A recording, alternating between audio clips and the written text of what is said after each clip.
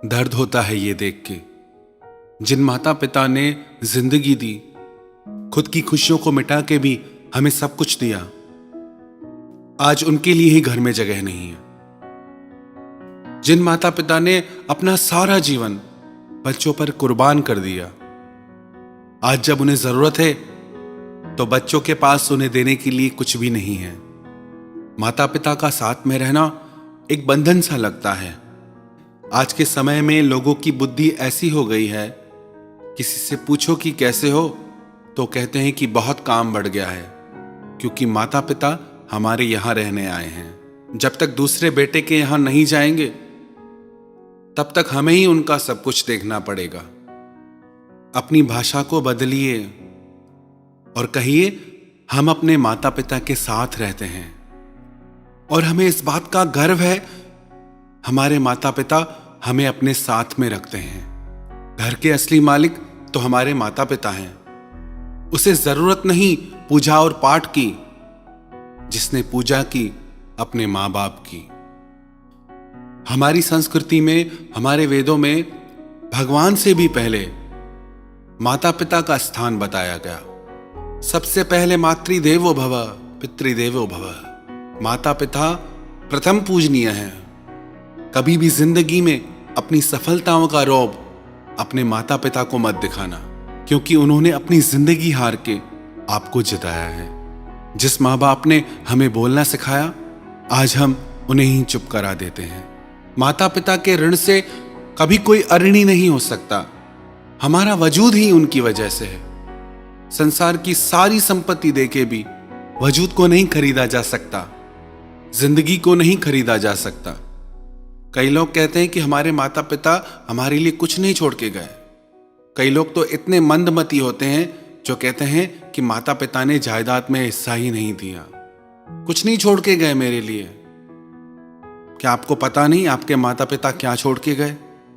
आपकी जिंदगी, आपका होना, जो आज आप खड़े हैं, वो छोड़ के गए हैं। जिसके होने से मैं खुद को मुकम्मल जानता हूं, मेरे रब से पहले मैं अपने मां बाप को मानता हूं।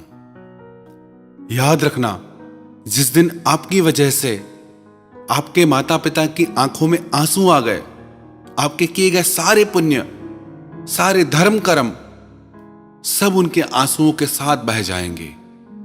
जो लोग अपने माता पिता को रुलाते हैं, उनकी पूजा भगवान कभी नहीं स्वीकार करते। घर के देवता को रुला के मंदिर के देवता को राजी करने से क्या फायदा? और याद रखना, जो कुछ भी आप अपने माता पिता के साथ करोगे, वही आपके बच्चे आपके साथ करेंगे। दुनिया गोल है, जहां से घूमना शुरू होती है वहीं आके रुकती है। एक बार अपने माता पिता से उनके बेटे ने कहा, मैं अपनी बीवी और बच्चों के साथ बाहर पार्टी में जा रहा हूं, मैं तो वहीं खा के आऊंगा। आप एक काम करना, पास में गुरुद्वारा है, आप वहीं से ही लंगर खा के आ जाना। जब वो घर से निकले तो रास्ते में उस लड़के के बेटे ने अपने पिता से पूछा, जब आप भविष्य में बड़ा घर लोगे तो गुरुद्वारे के पास में लेना। पिता ने पूछा, ऐसा क्यों? गुरुद्वारे के पास में घर क्यों चाहिए? तो उसका बेटा बोला, जैसे आज आप दादा दादी को गुरुद्वारे में लंगर खाने के लिए कह के आए, जब बड़ा होके मैं पार्टी में जाऊंगा तो आपको भी तो लंगर में जाना पड़ेगा ना। अपने बेटे की ऐसी बात सुन के वो होश में आ गया। उसी समय अपने घर लौट के आया और अपने माता पिता से माफी मांगी। तो जो भी आप अपने माता पिता के साथ करोगे, आपके बच्चे आपके साथ करेंगे। एक पिता अपने पुत्र से बहुत प्यार करता था। उनकी पत्नी मर चुकी थी, तो उन्होंने अपने पुत्र को पाल पोस के बड़ा किया। रोज जंगल से लकड़ियां काट के लाते, रोज वो लकड़ियां बेचते, अपने बच्चे का पेट भरते। वो अपने बेटे को बहुत समझाते कि बेटा कुछ काम करो, अपने पैरों पे खड़े हो जाओ, कुछ सीख जाओ, मैं कब तक तुम्हारे साथ रहूंगा। पर वो अपने पिता की एक बात नहीं मानता था। और एक दिन ऐसा आया जब उस लड़के के पिता वृद्ध हो गए, असहाय हो गए, तो वो काम नहीं कर पाते थे, बीमार रहने लगे। जब उनके बेटे ने देखा कि मेरे पिता अब मुझे कमा के खिला नहीं सकते, तो इनकी क्या जरूरत है। उसने सोचा, मैं खुद का ख्याल नहीं रख सकता तो अपने पिता को कैसे संभालूंगा। उसने एक योजना बनाई।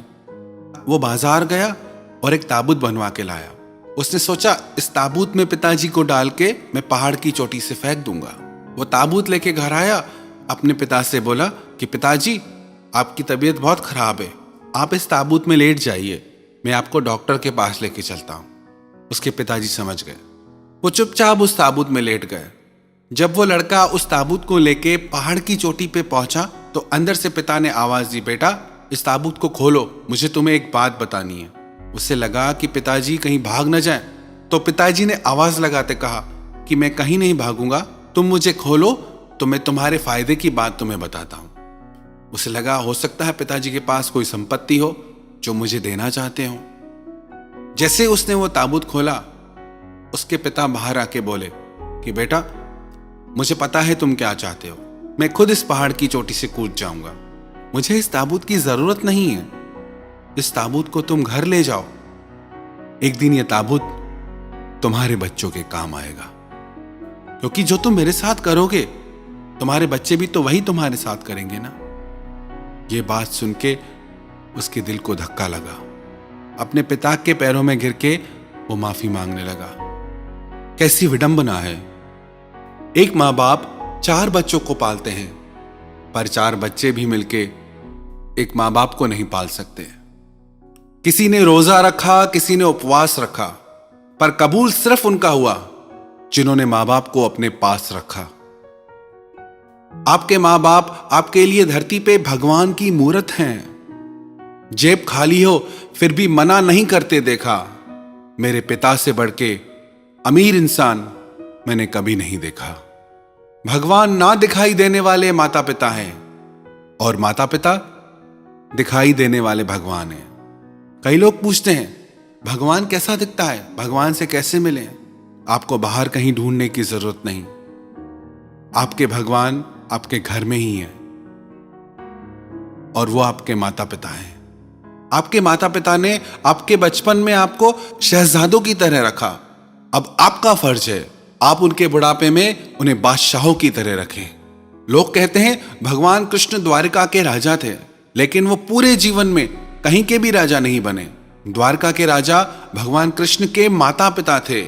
उन्होंने पूरी सोने की नगरी का मालिक अपने माता पिता को बनाया और हम छोटे से मिट्टी के मकानों के लिए मां बाप से लड़ते हैं। इसीलिए तो इतनी उलझनें हैं हमारी जिंदगी में, क्योंकि हम अपने माता पिता का दिल दुखाते हैं। किसी भी मुश्किल का आज कोई हल नहीं मिलता, शायद अब कोई घर से मां बाप के पैर छूकर नहीं निकलता।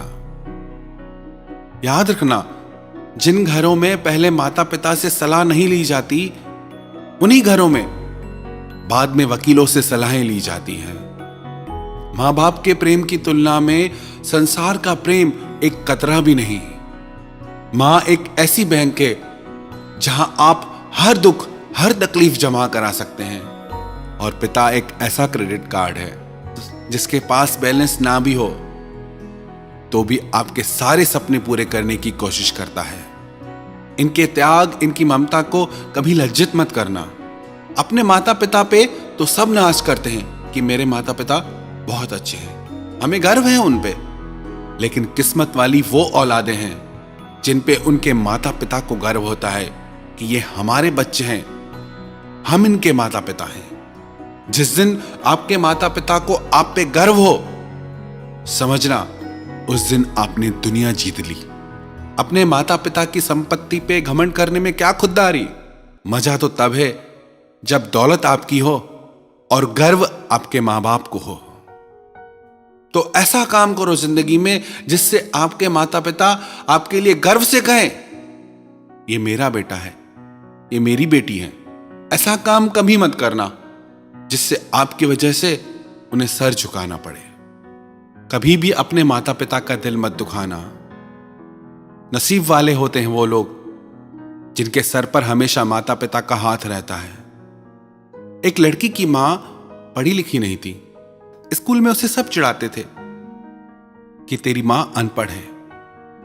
पर उसकी माँ अपनी बेटी के लिए घर घर में काम करती, दिन रात मेहनत करती कि मेरी बच्ची अच्छे से अच्छी पढ़ाई कर सके। बहुत ज्यादा काम करने की वजह से कमजोर भी रहती। एक दिन उसका रिजल्ट आया, उसने घर आके बताया कि मेरे क्लास में सबसे अच्छे मार्क्स आए हैं, मैं टॉपर हूं क्लास की। उसके पिता ने कहा मुझे भी रिजल्ट दिखाओ, हमें गर्व है तुम पे। वो बहुत खुश हुए। ये बात उसकी मां ने सुनी, मेरी बेटी क्लास की टॉपर है।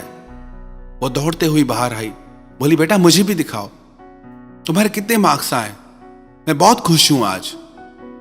उसकी बेटी ने गुस्से में कहा कि आपको रिजल्ट दिखाने से क्या फायदा, आप तो अनपढ़ हो, आपको क्या पता इसमें क्या लिखा है।